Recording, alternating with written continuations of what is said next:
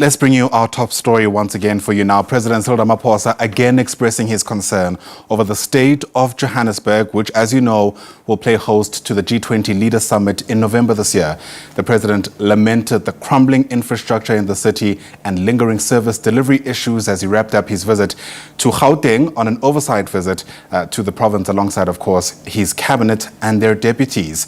SABC News reporter Samkele Maseko was in the room when the president gave that address. He joins us now in our studios for a sense of what on earth to make of that. Samkele, thanks for popping by. Thanks very much indeed. We don't often hear the president speaking in that manner to, quite frankly, any arm of the government, or at least any level of government. If you ask me, I'd say that was filled with a lot of veiled admonishments of the state of the city. To put it bluntly and frankly, the president was basically decrying the state of the city. He was basically reading the riot act to the executive of the City of Johannesburg, to the MACO, the mayoral committee, and to the bureaucrats of the city, the acting chief operations officer, the acting municipal manager, and the various directors of the various entities of the City of Johannesburg, whether it be Joburg Water, Ntate Mukwebo, or whether it be Bulelwa at Pick It Up, or any other entity, or whether it be Temba at Johannesburg Development Agency as the CEO of that particular entity. He was basically saying and decrying the state of the city. He made an allusion where he was saying that he was driving to his home in Shawelo in Soweto, where he grew up, and he thought he would see the lights of the city of Johannesburg.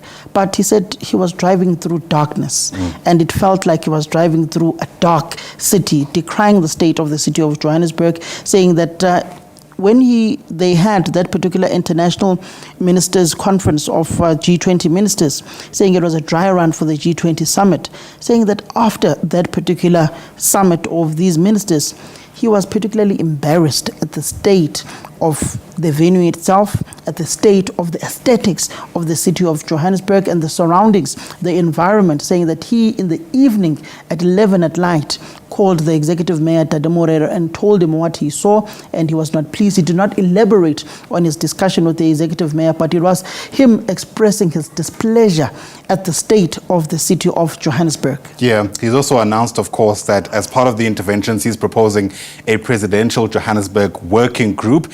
It's similar, he says, to the intervention that they implemented in eThekwini when it was on its downward spiral.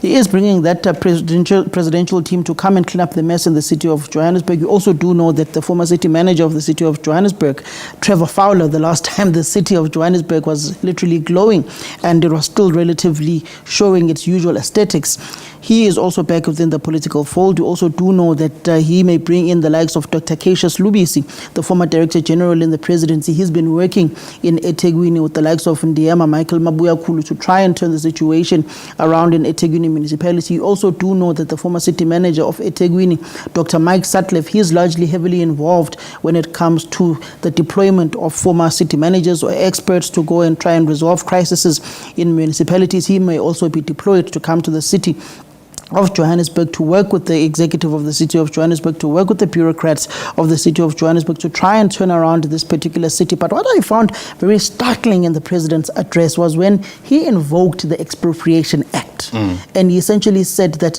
these buildings that are abandoned, that have been hijacked, that have people not paying their rates and taxes to the city, those must be expropriated without compensation. And that, for me, I found it very startling, because you had members of the Democratic Alliance seated as ministers within that particular room, particularly Dean McPherson, the Minister of Public Works, who's got to effect the expropriation of those particular buildings. He's seated there.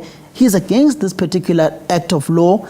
And the president saying, no, we must expropriate and go further, expropriate without compensation, to remnants what is done in other cities. For instance, if you go to cities abroad, you go to Hong Kong, you go to Beijing. You mentioned Addis Ababa a few times. You go to Addis Ababa a few times, which reminds me of the late Minister of Finance, Tito Mboweni. He loved Addis Ababa. He loved going to Addis, particularly saying that Addis is what the city of Johannesburg used to be nowadays. The president even alluding that you can walk at night in Addis, feel safe and not be mugged, and which is what used to happen in the city of Johannesburg. So it essentially tells you that they want to bring back people into this, to live into the city, where you find that a lot of poor people across the world, they tend to live in the inner city, and that gives them access to economic activity and is able to rejuvenate the city. For instance, if you go to Baku in Azerbaijan, a lot of poor people reside in the inner city, which is what the president is essentially trying to reminisce and bring into the city of Johannesburg by taking over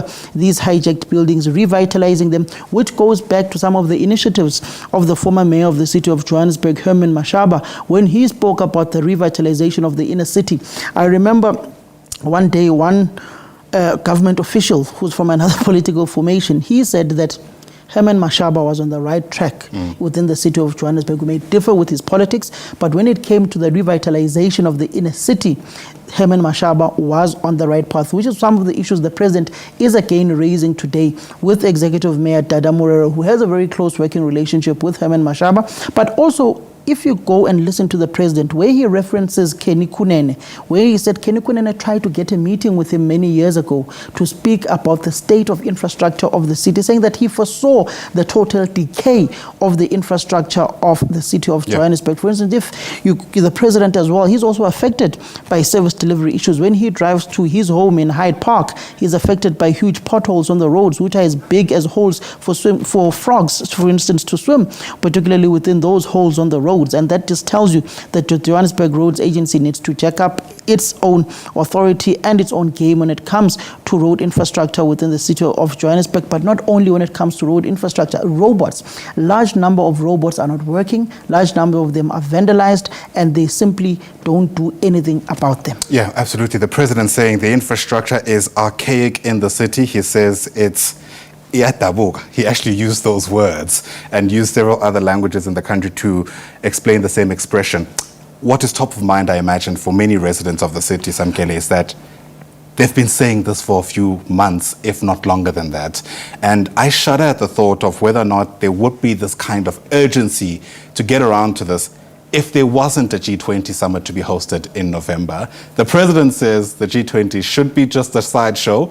You know, this should be about the residents. But my goodness, what an inconvenient timing. It is an inconvenient timing, particularly for him, because I got a sense from his address that he was basically saying, I'm embarrassed. It's an embarrassment for the city to be like this. It's a further embarrassment that I am a resident within the city of Johannesburg as he resides in Hyde Park, and there are all of these service delivery challenges. But I also got a sense of a second-term president who no longer cares about any political machinations, who to him it's all about getting down to the nuts and bolts of the work that needs to be done. He, in previous times, has hailed the city of Cape Town, particularly the inner city of Cape Town, and how it's functional for those who reside and who are affluent within the Western Cape, but has abhorred the state of those who live in the outskirts of the city of Cape Town, in Kukuletu, in Nyanga, Mitchell's Plain, and District 6, and all of these other relatively areas who get less quality service delivery from the administration within the Western Cape. But the president is saying that you can't only fix roads and potholes for where the G20 will be held. You must fix roads, fix infrastructure in Orange Farm, where G20 leaders will not go.